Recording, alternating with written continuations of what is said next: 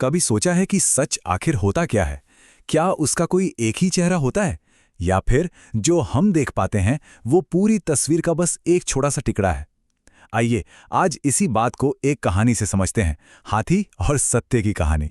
तो बात है एक गांव की, जहां 4 दोस्त रहते थे जो देख नहीं सकते थे। अब उन्होंने हाथियों के बारे में बातें तो बहुत सुनी थी कि वो कितने विशाल होते हैं, पर असल में हाथी दिखता कैसा है ये उन्हें नहीं पता था।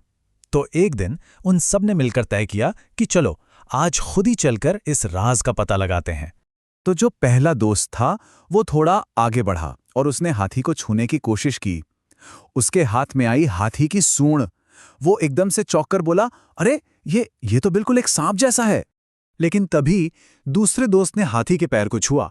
वो बोला, नहीं नहीं, तुम गलत कह रहे हो, ये कोई सांप नहीं, ये तो किसी मजबूत खंभे जैसा है। अब तीसरे दोस्त की बारी थी।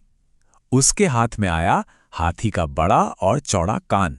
उसने कहा, लगता है तुम दोनों ही गलत हो, ये तो साफ साफ एक बड़े से पंखे जैसा महसूस हो रहा है। और आखिर में चौथे दोस्त ने जब हाथी की पूंछ को पकड़ा तो वो भी बोला, तुम लोग ये क्या बातें कर रहे हो, ये तो और कुछ नहीं, बस एक रस्सी का टुकड़ा है। और बस फिर क्या था, उन चारों में जोरों की बहस छिड़ गई। हर कोई अपनी बात को सही साबित करने में लगा था और दूसरों को गलत ठहराने में। वो सब आपस में लड़ ही रहे थे कि तभी एक छोटी सी बच्ची वहां से गुजरी।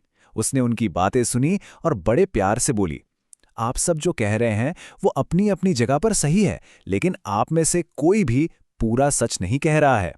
फिर उस बच्ची ने समझाया कि जिसे कोई सांप समझ रहा है, कोई खंभा, कोई पंखा तो कोई रस्सी, वो सब असल में एक ही विशाल हाथी के अलग अलग हिस्से हैं।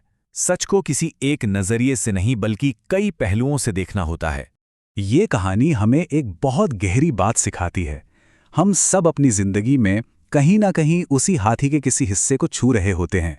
हमारा सच सच का सिर्फ एक हिस्सा होता है, पूरी सच्चाई नहीं।